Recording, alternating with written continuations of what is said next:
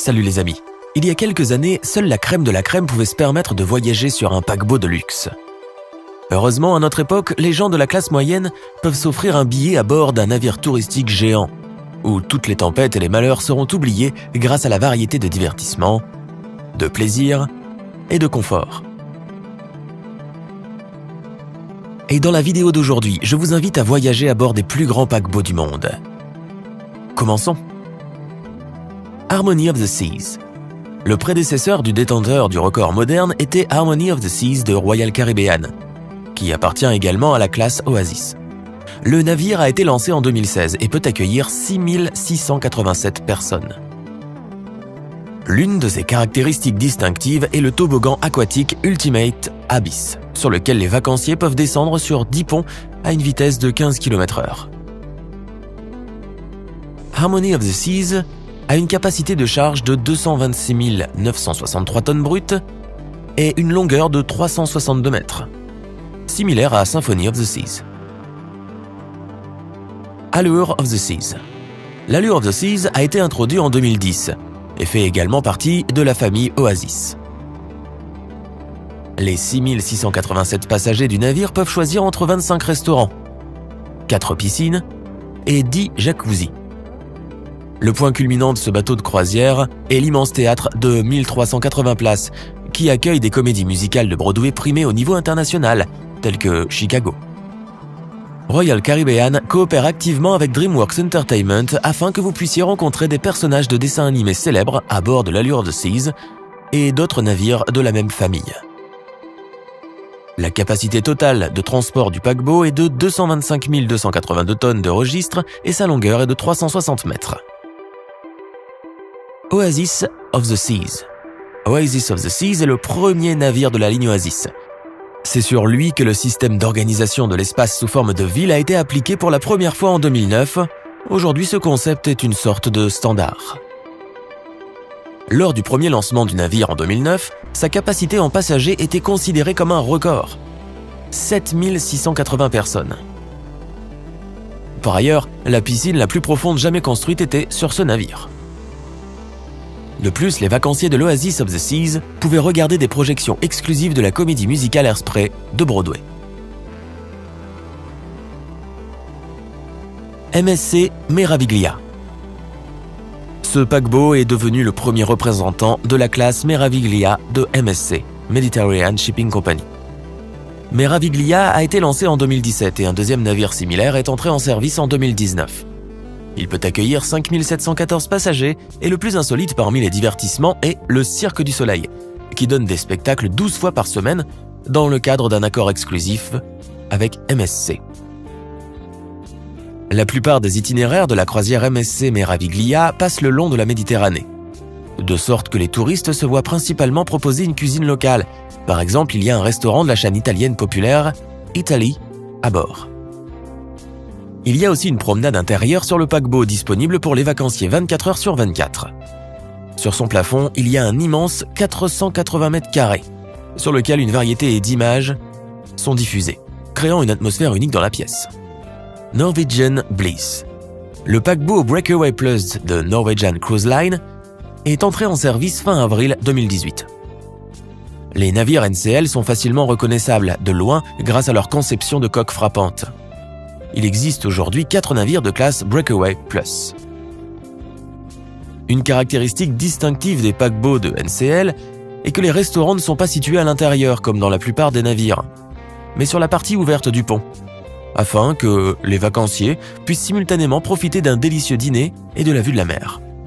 Le Norwegian Bliss a une capacité de 4004 passagers, une charge utile totale de 168 028 tonnes brutes et une longueur de 329 mètres. Le navire détient le record du plus grand karting et du plus grand champ de laser tag en plein air sur un paquebot.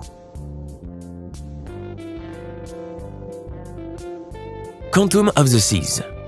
La famille Quantum de Royal Caribbean se compose de 3 navires identiques. Quantum of the Seas a été lancé en 2014 et peut transporter jusqu'à 4180 passagers.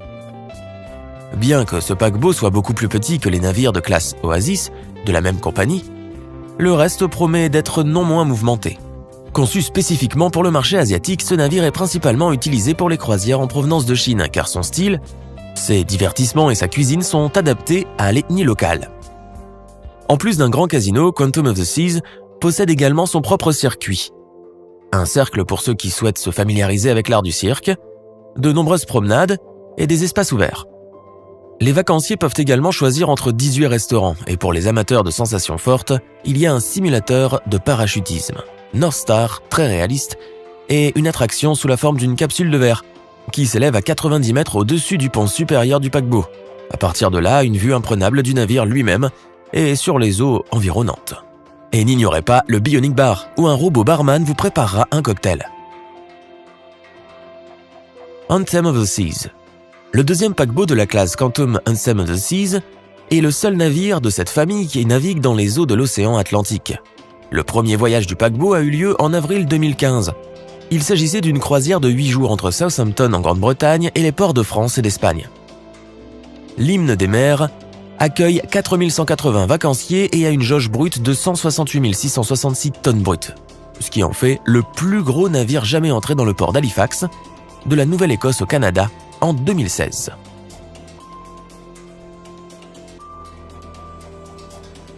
Norwegian Joy.